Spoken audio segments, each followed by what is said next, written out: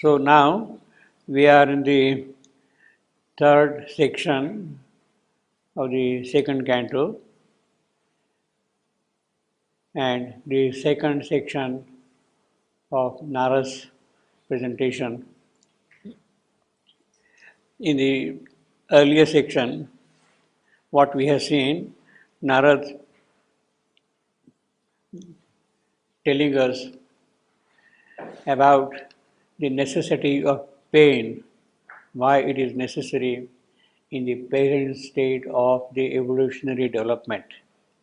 Without that, without pain, progress is not possible. That is one half of his statement in the previous section. The second half, in the continuation of that the necessity of pain, how it becomes also necessary for the divine himself who takes the mortal birth to undergo that pain. He must suffer, then only there is a redemption possible. And he takes the occasion of the crucifixion of Christ to illustrate the point.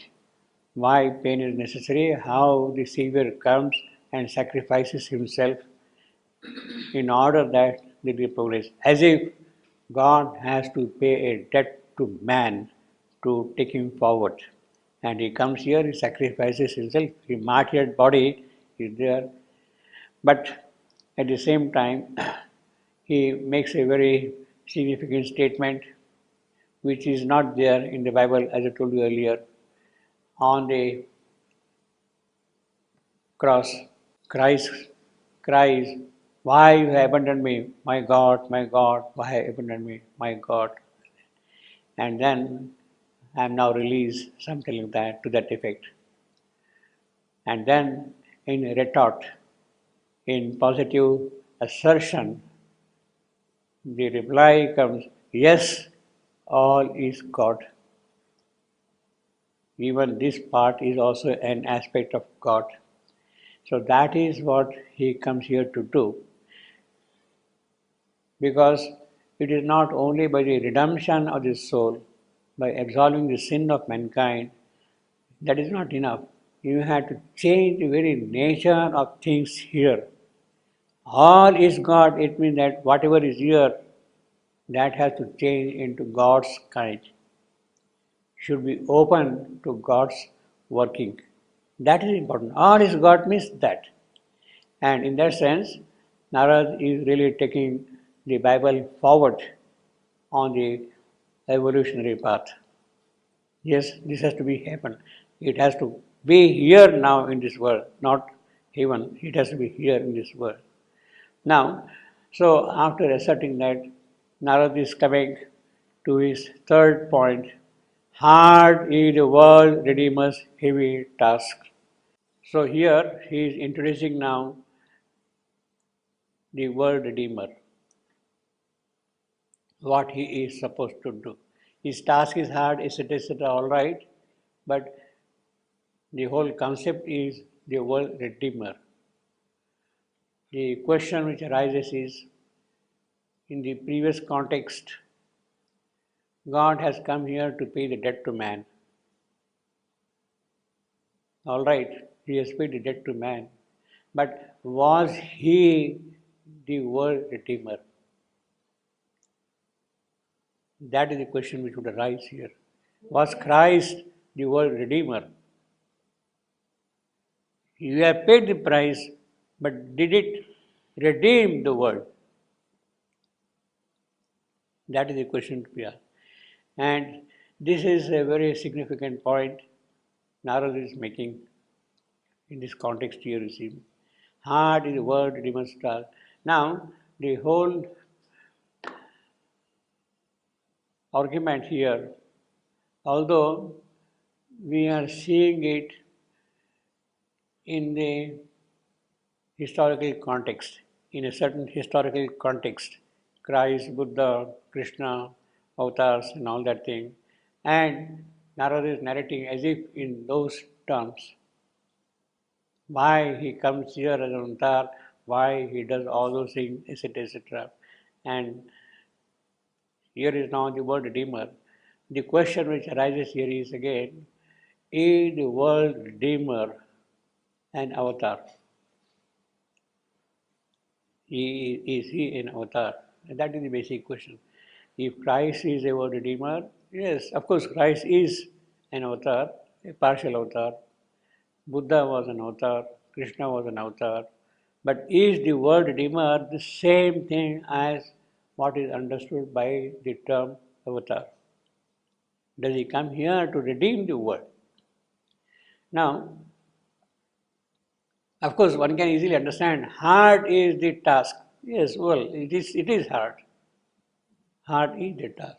Word Redeemer, that is more significant rather. This. I would rather say that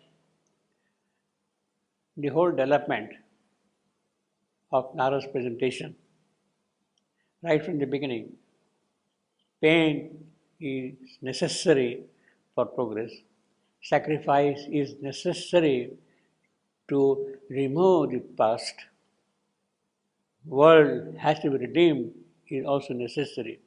All these things are not really directly in the context of the past avatars.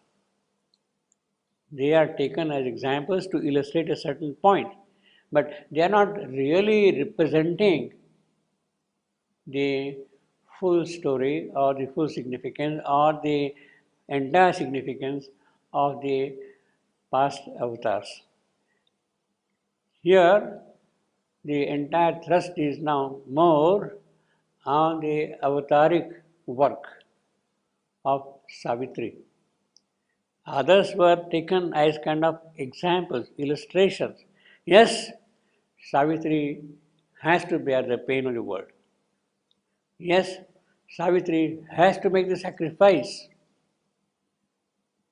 Savitri has now to prove herself as the world redeemer, which is not there in the past. So, indirectly, in fact, in a very subtle sense, although he is giving in a sort of a historical context the whole thing, it is specifically applied to Savitri's mission task. The whole argument is drifting towards Savitri's work, the nature of her work. And we have to see the word Redeemer's task in the context of Savitri's work, that she is going to be the word Redeemer. Now, if we equate word Redeemer as an avatar, then there are certain difficulties. In the context of the avataric presentation which we have got, Krishna, Buddha, Christ, in that context, there are certain difficulties here. Krishna himself says what the avatar is here for. Why does he come here? Why the incarnation takes place here? And in the Gita, he says, I am coming here age after age, yuge. From age to age I come here, I am born here. For what purpose? He also defines that. For what purpose I come here, take birth, repeated births, and do things which are necessary to be done here. For what purpose? Now, in the Gita we have got this thing. In the case of the avataric description which we have got in the Gita, he says, he tells Arjuna, he has taken the pretext of Arjuna, and he tells Arjuna that I have given this ancient and original yoga. Krishna says to Arjuna, I have given this ancient and original yoga long ago, first to Vivasvana. Vivasvana, the sun god. Vivasvana, sun god. Vivasvana, V-I-V, sun god. Yeah. He says, I have given this ancient yoga ancient and original yoga. He uses the word ancient and original yoga first to the sun god. Krishna says that. And then he passed it on to Manu. Vivasvana passed it on to Manu, who is a mental being. Then Manu passed it on to the king Rishi Ikshvaku, Ikshvaku, you see, the ancestor of Sri Rama. It is to him he had given that name. And then he says that original and ancient yoga was lost in time. It cannot decay. It got lost in time, lost in the lapse of time. Now I have come here again to renew that yoga, the ancient and original yoga. I come to renew that yoga. That is what, according to the Gita, we have the status of the yoga. Now, what is this ancient and original yoga? It is the highest yoga, synthetic and integral. The original yoga, highest yoga, synthetic and integral, directing Godward all the powers of our being. Directing all the powers of our being towards God. That is the ancient original yoga given by Krishna.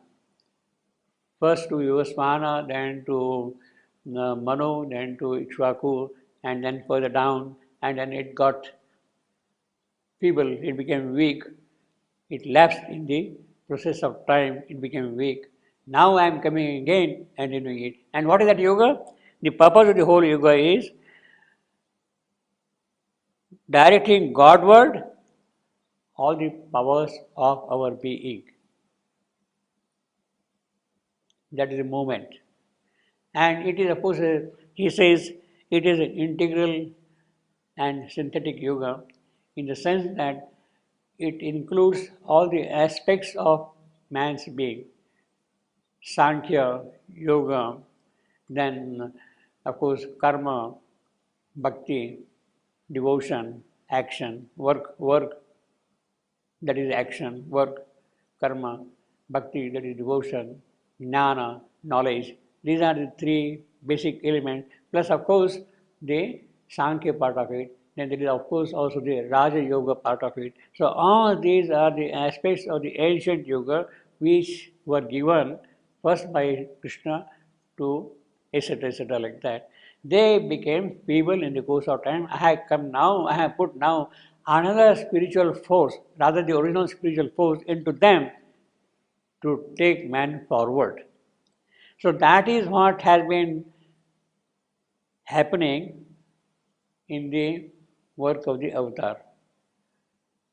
Now, when you see in that context, it does not really fit in with the description of a world redeemer. It takes your being Godward. It does not redeem the world. It does not redeem the world. And in that sense, the context now becomes more focused on Savitri. Not Godward.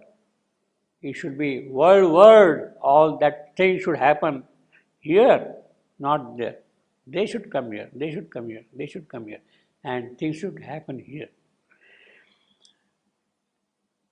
Therefore, when we have now Savitri, when we have basically the new avatar, Sri Aurobindo, more specifically, then he is not really renewing that old yoga. He is building up upon that yoga a new yoga of transformation, of changing things here. So there is a radical difference in the entire process of the yogic evolution which is occurring at the point of the arrival of Savitri. That is what she is going to do. She is the force who is going to accomplish all that. And here is now the question. She is going to be the world redeemer in that sense. It's a different type of work she is going to do, which was never, in that sense, affected by the earlier avatars. Now the time has come, Savitri has to do all that. And therefore Narad is really telling us, yes, yes, yes, Vishnu has taken all these births, he has done all these things, he has brought here. But now Vishnu has to do something else.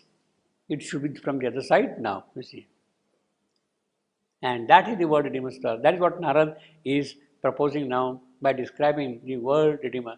And naturally, because it is now the question related with the transformation of things here, it is going to be a hard task.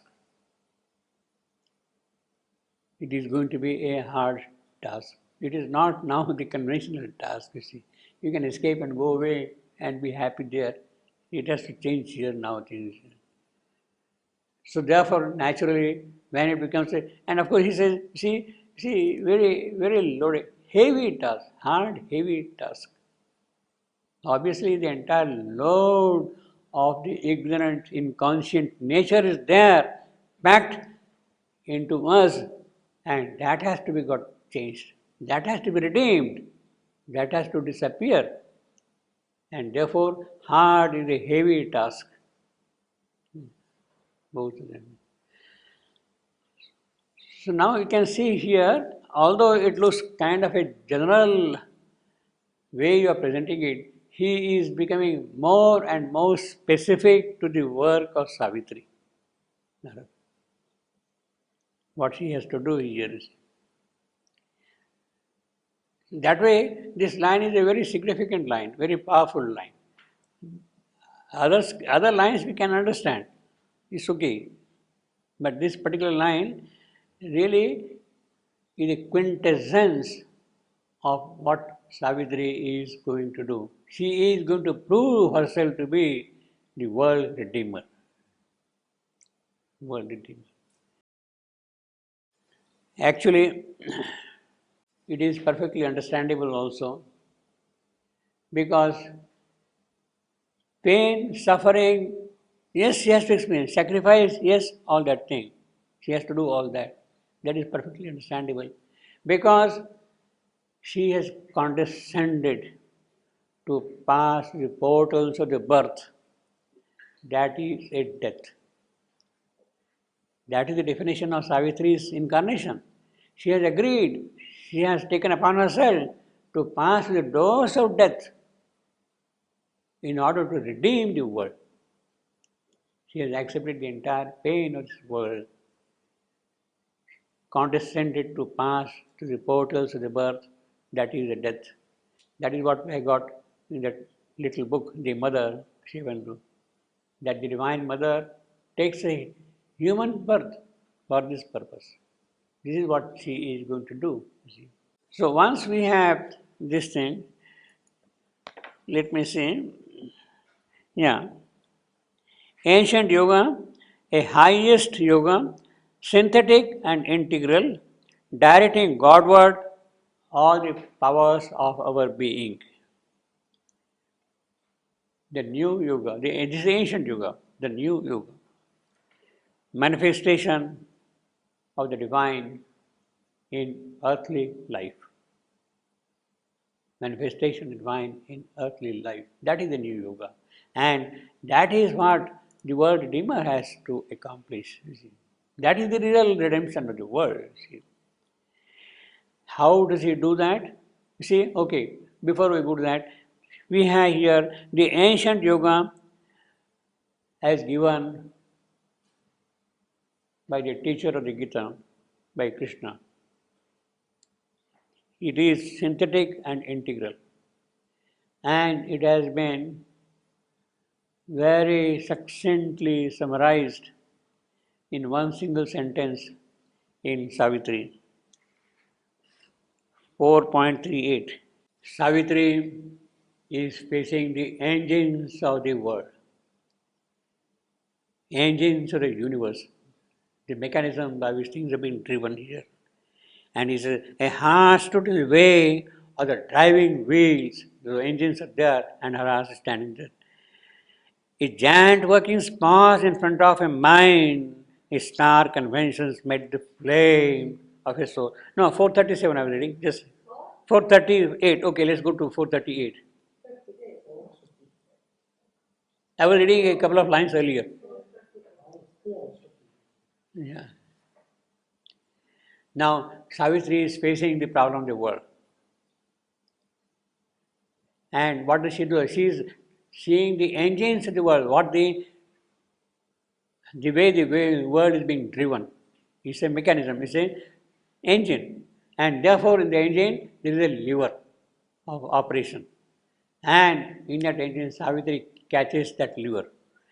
A magic leverage suddenly is caught that moves the veiled ineffable's timeless will. So you catch hold of that thing, lever, which is really the ineffable's will itself. And then what does she do? A prayer, a master act, a king idea can link man's strength to a transcendent force.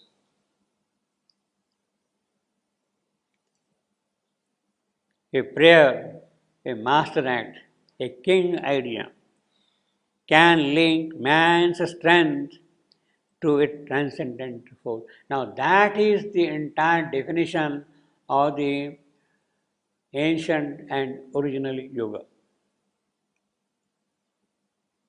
The entire definition of the ancient and original yoga is in the prayer, master act, king idea. And what can it do?